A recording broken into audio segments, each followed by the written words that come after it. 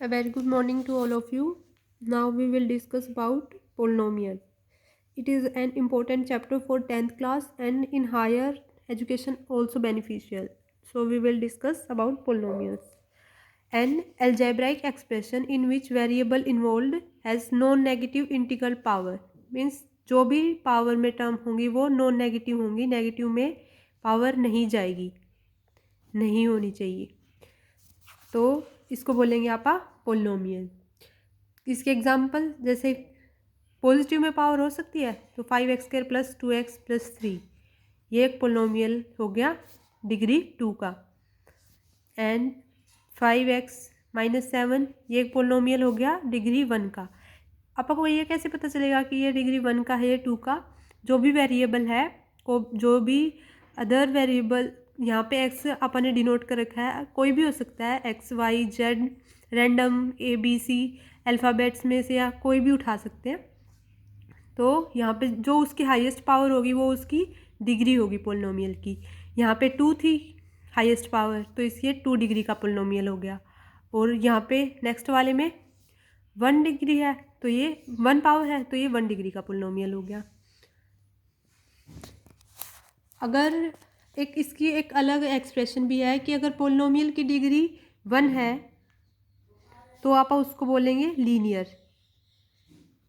अगर डिग्री 2 है मतलब लीनियर इक्वेशन, जैसे 3x + 2 ये x में एक 1 पावर में है तो ये लीनियर इक्वेशन होगी। अगर 2 में 2 डिग्री है तो उसको बोलेंगे क्वाड्रेटिक। मैक्सिमम x की पावर 2 होनी चाहिए तो x² - 3x + 2, या सिर्फ x वेरिएबल भी ना हो, मैक्सिमम पावर 1 हो, या जैसे 5x² - 7 तो ये भी 2 डिग्री का पोलिनोमियल हो गया क्योंकि x की वेरिएबल की पावर 2 है तो उसको बोलेंगे क्वाड्रेटिक। एंड अगर 3 डिग्री का पोलिनोमियल हो तो उसको बोलेंगे cubic. For example 3x³ - 7x + 11 ये एक क्यूबिक पोलिनोमियल बन गया क्योंकि इसकी डिग्री 3 है। तो इसको या तो 3 डिग्री बोल लो या फिर क्यूबिक बोल लो। आप जनरली क्यूबिक, क्वाड्रेटिक, लीनियर ऐसे आगे प्रोसीड करेंगे तो आप तो इनको याद रखना ज़रूरी है कि 1 डिग्री हो तो लीनियर होगा, 2 डिग्री होगा तो क्वाड्रेटिक होगा, और 3 डिग्री का पोलिनोमियल है तो वो क्यूबिक पोलिनोमियल है।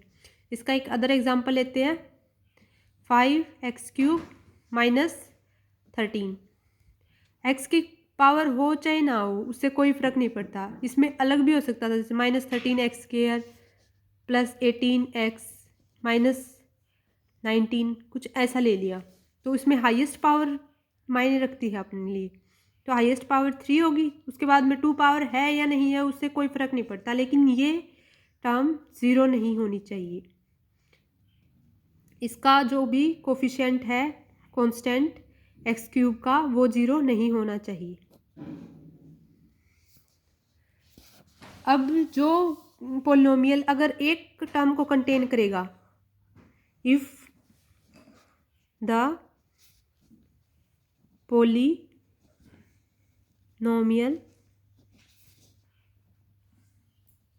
contain one term तो आप उसको बोलेंगे मोनोमियल। जैसे कि फॉर एग्जांपल समझने के लिए जो भी कांस्टेंट है उस जो भी वेरिएबल उसके साथ कोई भी कांस्टेंट आ सकता है, जैसे 3x एक टर्म है तो इस पोलिनोमियल को बोलेंगे मोनोमियल पोलिनोमियल, या फिर सिंपल नाम बोलेंगे मोनोमियल। पोलिनोमियल बोलने की भी ज़रूरत नहीं है, जैसे 2x, सिंपल x, -3x कुछ भी हो लेकिन सिर्फ एक टर्म हो तो पोलिनोमियल को बोलेंगे मोनोमियल। अगर वैसे ही अगर उसमें 2 टर्म हो तो आप उसको बोलेंगे बाइनोमियल। कैसे? जैसे वहाँ पे तो सिर्फ x की पावर थी, अब x की पावर होना भी ज़रूरी है क्योंकि अगर x ही नहीं होगा कांस्टेंट को आप पोलिनोमियल ट्रीट नहीं कर सकते, क्योंकि आपने इस डेफिनेशन में ही सीखा था कि एक ऐसा अलजेब्रिक एक्सप्रेशन जिसमें वेरिएबल की पावर नॉन नेगेटिव हो तो इसको बोलेंगे बाइनोमियल। इसका एग्जांपल कैसे, जैसे 3x + 7 दो टर्म होगी तो इसको बोल दिया बाइनोमियल।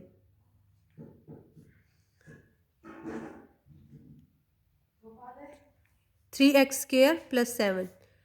अब इसमें x वेरिएबल नहीं आ सकता क्योंकि उसमें जो हाईएस्ट टर्म है वो सिर्फ 2 डिग्री की होनी चाहिए और कोई कांस्टेंट साथ में होना चाहिए। जैसे -3x² + 9।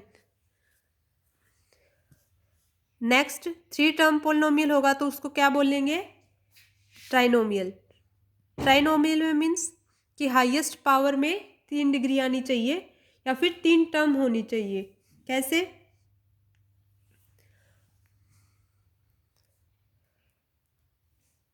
3x² 3x³ + 2x + 5, ये हो गया ट्राइनोमियल। अब आपको ये पता है कि डिग्री कभी भी नॉन नेगेटिव नहीं हो सकती, सो ये नोट है आपके लिए, degree can never be negative. अब आप एक रिमाइंडर थ्योरम पढ़ते हैं जो अपने लिए बहुत यूजफुल है।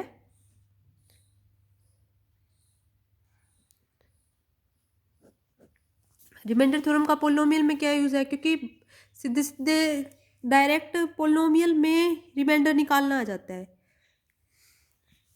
कि px कोई पोलिनोमियल है ऑफ डिग्री px का ही मान लेते हैं, ग्रेटर देन 1, मतलब कोई भी px पोलिनोमियल है जिसकी डिग्री 1 और 1 से बड़ी है। तो अगर आपा इफ px इज डिवाइडेड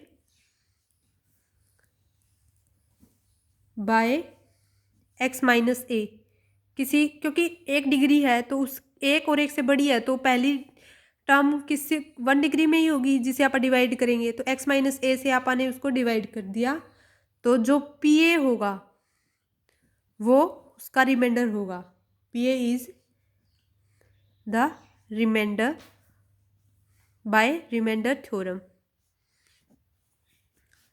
अब इसको समझने के लिए हम एग्जाम्पल लेते हैं, x³ + 3x² + 3x + 1। ये हमने कोई एग्जाम्पल ले लिया। अब आप इसको वेरीफाई करेंगे कैसे, कि हमने कोई पोलिनोमियल लिया जिसकी डिग्री यहाँ पे 3 है, तो हम कोई एक ऐसा वेरिएबल चाहते हैं जो मतलब जो x लीनियर में हो, तो क्या होगा, जो रिमाइंडर थ्योरम को सेटिस्फाई कर दे। रिमाइंडर थ्योरम को सेटिस्फाई करने के लिए इसकी वैल्यू होल इक्वल टू 0 आनी चाहिए।